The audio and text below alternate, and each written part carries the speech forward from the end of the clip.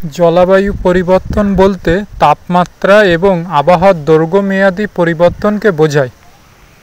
সূর্যের ক্রিয়াকলাপের পরিবর্তন বা বড় আগ্নেয়গিরির অগ্ন্যুৎপাতের কারণে এ ধরনের পরিবর্তন প্রকৃতিতে হতে পারে, কিন্তু 18 দশকের থেকে মানুষের ক্রিয়াকলাপগুলি জলবায়ু পরিবর্তনের প্রধান চালক হয়ে উঠেছে। প্রাথমিকভাবে কয়লা, তেল এবং জীবাশ্ম জ্বালানি পোড়ানোর কারণে এই পরিবর্তন হচ্ছে জলবায়ুতে। জীবাশ্ম জ্বালানি পোড়ানোর কারণে গ্রিনহাউস গ্যাস নির্গমন হয়, যা পৃথিবীর চারপাশে আবৃত একটি কম্বলের মতো কাজ করে এবং সূর্যের তাপ আটকে রাখে এবং তাপমাত্রা বাড়ায়। জলবায়ু পরিবর্তনের প্রধান গ্রিনহাউস গ্যাসগুলির মধ্যে রয়েছে CO2 অর্থাৎ কার্বন ডাইঅক্সাইড এবং মিথেন। এগুলি গাড়ি চালানোর জন্য পেট্রোল বা বিল্ডিং গরম করার জন্য কয়লার ব্যবহার থেকে আসে। কৃষি, তেল ও গ্যাস কার্যক্রমে মিথেন গ্যাসের নির্গমনের প্রধান উৎস। জলবায়ু বিজ্ঞানীরা দেখিয়েছেন যে গত 200 বছরে বিশ্বব্যাপী সমস্ত গরমের জন্য মানুষ দায়ী।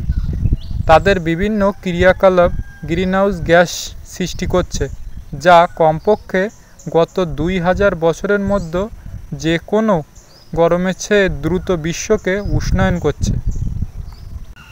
পৃথিবী পৃষ্ঠের গড় তাপমাত্রা 18 দশকের শেষ দিকে শিল্প বিপ্লবের আগে থেকেই প্রায় 1.2 সেলসিয়াস বেশি, এবং গত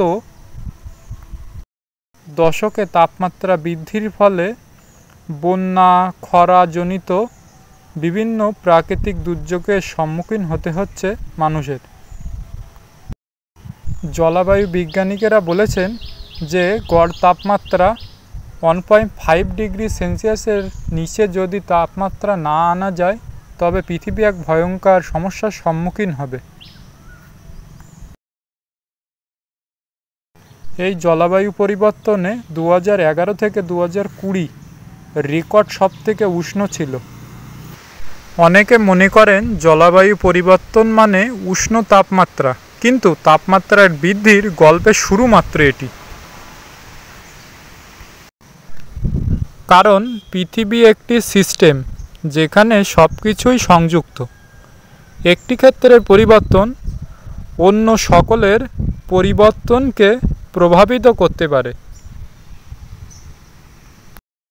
এজন্য আসুন আমরা একটু সচেতন হই এবং পরবর্তী প্রজন্মকে একটি সুন্দর পৃথিবী উপহার দিই। এজন্য প্রয়োজন আমাদের যতটা সম্ভব দূষণকে কমিয়ে আনা এবং বেশি করে বনাঞ্চল বা গাছপালা লাগানো, যার ফলে পরিবেশ দূষণমুক্ত হতে পারে। বিভিন্ন প্রবাদে বলা হয়েছে যে একটি গাছ অসংখ্য প্রাণ। এজন্য আসুন আমরা বৃক্ষরোপণ করি এবং পরিবেশকে সুস্থ সবল করে তুলি। গাছ লাগাই এবং পরিবেশকে বাঁচাই।